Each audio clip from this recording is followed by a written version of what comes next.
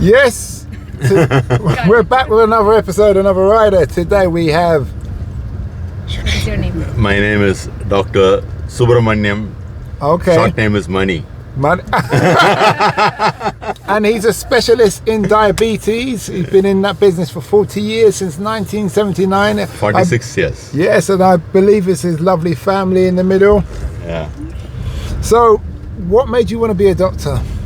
My dad was a general practitioner of 1940s vintage. Mm-hmm. And in the 70s when I joined medical college, I mean, you didn't have a choice. Father is a doctor, you go become a doctor.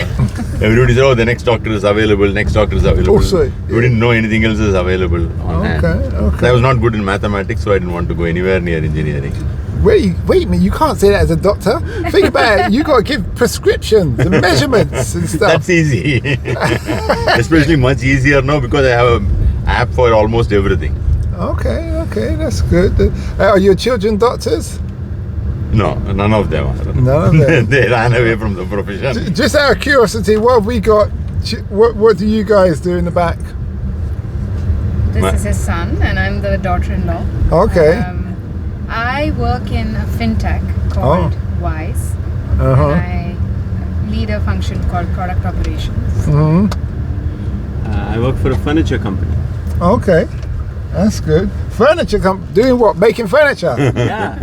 Yeah, my team leads the product side of the furniture. Okay.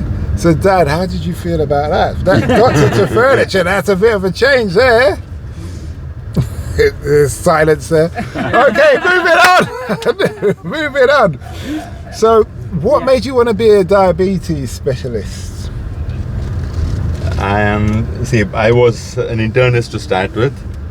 Okay. And fortuitously, I moved into diabetes. I was in those days you didn't have specialists for everything like we do now. I was managing the critical care unit for a corporate hospital. Mm-hmm. And a point of time I found it was too much work, very little time with the family. Okay. So I decided I need to move on to something else. Mm-hmm. Unfortunately, he found that out after the family had all got qualified and moved out, and when I had taken on all the load of bringing up the family. Okay. So much later in life, he decided that he didn't need that level of critical care stress, and he should focus on something that's very on work-life balance, as the new age terminology. Something that is very important because India is literally the diabetic capital of the world, and so. Why do you think that is? Why is that? No, it could be genetic as well as the eating habits. I don't think there is. I'm sure he's better qualified to answer that. Yeah. I would ask you one thing. Yeah. Do you think it's due to lack of exercise? No. See, for example, Go on. The conventional kind of food which the Indians were eating, this incidence of diabetes was very less. But for example, Indians moved on to South Africa, West Indies, Fiji, Malaysia, Singapore, Sri Lanka. I wouldn't know the exact number, but the severity of diabetes is very, very high.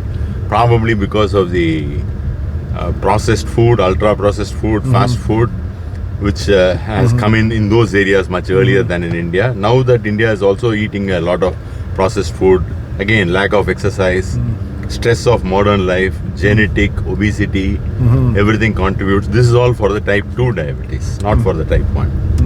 But type 1's the worst kind. Yeah, type 1 is more... like you lose a limb or something. No, it's due to a genetic predisposition or can be triggered off by a virus infection. And the pancreas stops producing insulin, they become insulin dependent. Like if they don't have insulin, they can land up in more trouble. Okay. The incidence of complications are more in type 1 diabetes. Not that type 2 diabetes is lagging behind, but people survive longer in type 2 diabetes compared to type 1. I heard that people can change, if they change their lifestyle, exercise and food, when they have type 2, it can go away. It is reversible, but if you catch it early enough and if obesity and food habits are a risk factor, yes, you can. Okay. If you achieve your regular BMI of 25 and under, you should be able to reverse. But that's only for the early part of the diabetes. But if you're significantly high to start with, you may not be able to reverse it. Is that something to do with cholesterol as well? Is cholesterol? No, diabetes and cholesterol don't have a connection, but people who have diabetes will need cholesterol medicines. Will need cholesterol. What does the cholesterol do then? Why they need it? Will need it. Most people with diabetes will have high cholesterol or high triglycerides, especially the uncontrolled diabetes. And even there's enough studies which say that if diabetes is detected, don't even check the cholesterol. Start them on an anti-cholesterol medicine called statins. What do you advise your patients? Do you advise them to go natural and try and sort out their lifestyle, or do you just put them straight on like drugs? Or It depends on the numbers, the sugar numbers and the HbA1c number and the severity, which tells me the severity of the diabetes. If their obesity is there, accordingly I plan treatment. If it's mild, I'll start with diet and exercise. If it is slightly moderate diabetes, I start with tablets. Severe diabetes, I may even start them on once a day insulin with tablets. I was classed as a diabetic type 2. I'm sorry? I was classed as a diabetic type 2. And I did that Ramadan fast. I'm not a Muslim, but I thought I'll have a go at it. I did it for the whole month. And I exercised every day properly.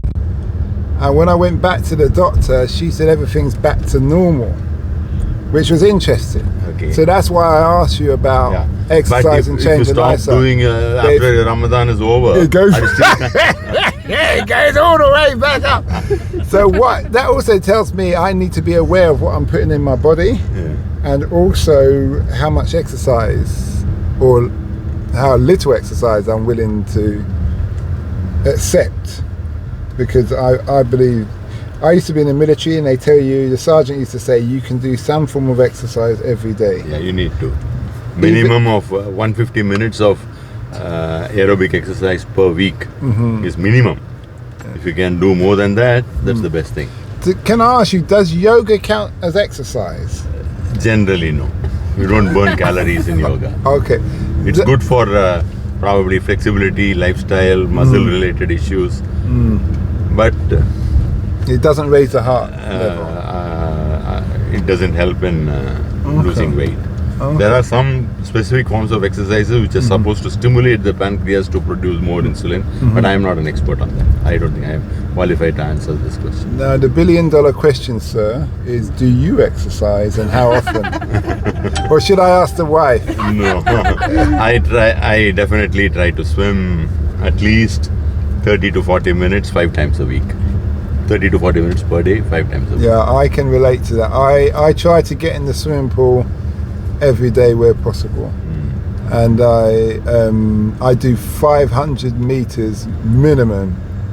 But I do a rapid pace. Okay, my speed is not very fast, but I do 800 meters. 800, that's 800 feet. That should be about 600 meters. Yeah, but then because he wasn't even born when you started your practice, so he will do it much faster. yeah, that's true. But mind you, I've seen some people. I saw a guy with no legs swimming faster than me, and I was very embarrassed. But you know, he's doing his. My speed has definitely come down. I used to swim a bit faster. Yeah. But now I'm 70. Not able to achieve what I did. As long as you're still in the game, that's the main thing. And I walk at least 5,000 steps in the hospital. Oh yeah, I suppose you would do, wouldn't you? Sorry? Yeah, you would do. And that's the point. My son was born 3 days ago. Congratulations. Thanks. And I noticed, so I was taking the stairs to go down, and I was seeing all these doctors and nurses going up and down the stairs. Now there's 12 floors, but I think that's their way of staying fit. And also there's only 6 lifts, and it's a main hospital, and there was too many, you know, just standing there waiting, and you've got things to do. You just might as well take the stairs. But yeah, that's interesting. That is. So what does the future hold for you? For me? Yeah, for you. My family is not ready for me to retire. So I what, wouldn't know what to do with him if he stayed back at home. and the question is, well, have you got grandkids? Because that's when you officially should be retiring. No. So what's your mummy? No, no, They are not answering. no, Maybe they'll answer already. no pressure, no pressure. You two. It's another thing. We'll actually just change the subject. Don't worry, you've only got 4 minutes left. Okay. Right, yeah. If you could do it all again, sir, what would you do the same industry, or would Yeah. you do something else? I think I enjoy this. It's like sometimes when you sort out a problem for the patient, it's like a mathematics. When you solve the mathematics problem and the answer is right, you feel sort of good. Yeah. Same way. Yeah, job satisfaction. Yeah. Yeah, that's very true. That's very, very true. As long as everything goes well.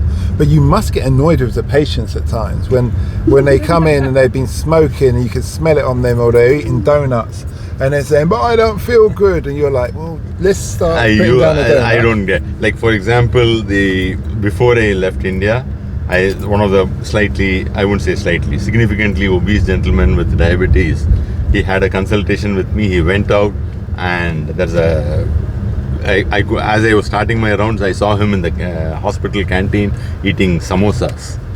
I don't know. You know. Yeah, I know samosas. Okay. Yeah. Deep fried. Deep fried with a lot of potato inside. What did you say to him? I didn't say anything. Really? I don't embarrassed. I'd have said, mate, carry on with that. Your life expectancy is going down on every bite. No, just let him know, for real. I saw this guy on YouTube, and he said, I think he was a smoker or something, and the doctor said, do you want to walk your daughter down the aisle and be able to play your grandkids? And he said, yes, of course I do. Or he said, or do you want another man to do it? He said, no. He said, if you carry on living your life the way you are, you won't live to do either.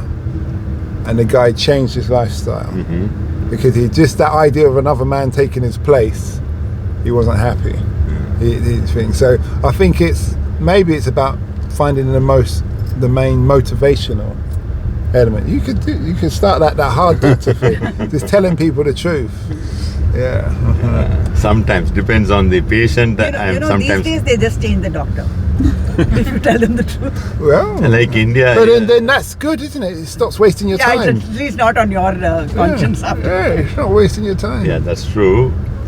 But depends. Some patients, if I'm able to assess them that I can give a piece of my mind, I do that. Otherwise, I play the soft pedal. Okay. That's why now you see why I'm a taxi driver and not a doctor. But it's been interesting interviewing you. Thank you. How do you like England, all four of you? How do you I like love England? the weather. Well, it's rare. It's very rare. Not the last couple of days though. It's been pretty warm. It's as Okay. warm as in India. They visit for the best part though. They're not here in winter. And just to let you know, I've interviewed about 4 different Indian cricket players. Oh. Yeah. One of the guys used to play for the national team. Do you remember Which his ones? name? I can't, don't ask me, I'm terrible with names. But if you go on YouTube, you can scan the thing there and just type in Taxi Chronicles cricket. Okay. All the Indian Are you going cricket to players. put this on YouTube? Yeah, it's going to be on YouTube. You're going to be famous. Sir. But you no revenue. It's just for me. Okay. Do you make revenue at least? Well, I'm starting now. I'm Oh, getting. very good. If you follow me, then that all helps. Yeah, sure.